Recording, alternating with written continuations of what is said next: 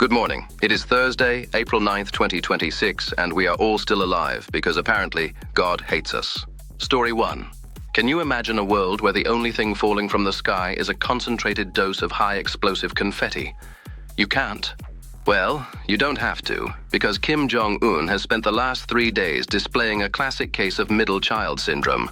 What a little attention whore. Pyongyang has confirmed the testing of Hwasong-11 ballistic missiles armed with cluster bomb warheads. And here's the thing, that is not even the most absurd part.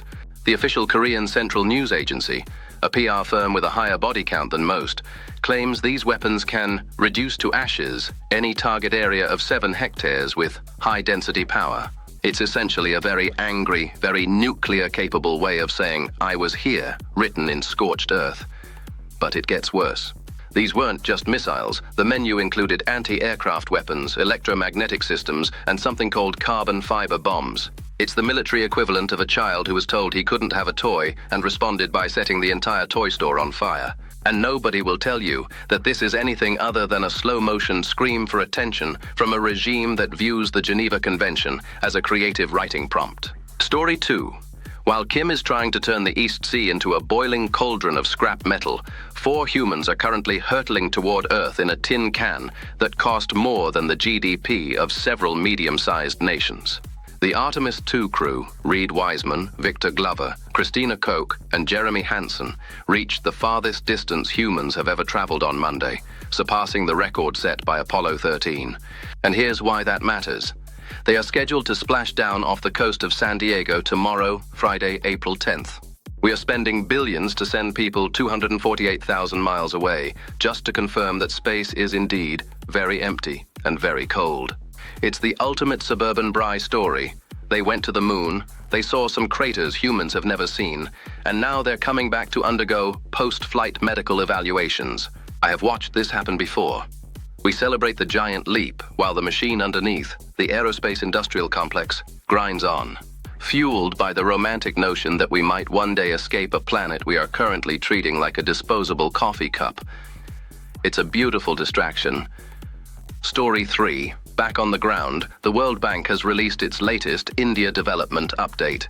India remains one of the fastest growing major economies, projected at 6.6% for the next fiscal year.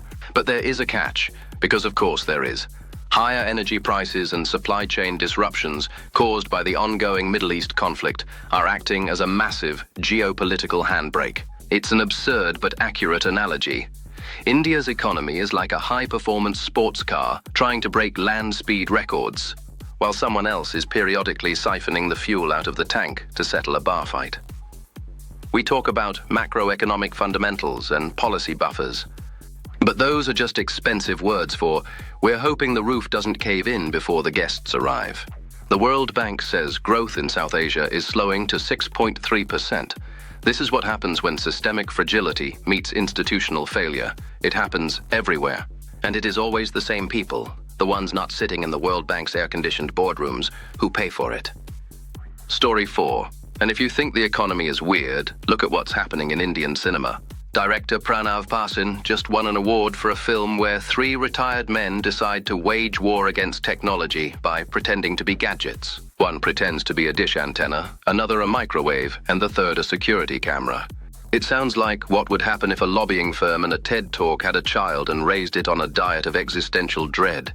But there is a paranoid clarity here. These characters are trying to reclaim their relevance in a world where AI is slowly dissolving the concept of a career. It's a comedy, but it's a comedy written by someone who has seen the machine and realized the only way to beat it is to join it, literally. Story 5. Finally, we have the Bhajan clubbing events in Vizag and the BMW EV surge in India. We are simultaneously trying to outrun oil prices and find spiritual meaning in a nightclub. It is a sardonic catalogue of human desperation, a world of soaring crude prices, imported inflation, widening deficits, and scientists trying to measure distances in deep space because the distances on Earth are getting too depressing to look at. Look, I understand the need for progress, but watching wearily as we trade one crisis for another is becoming a full-time job.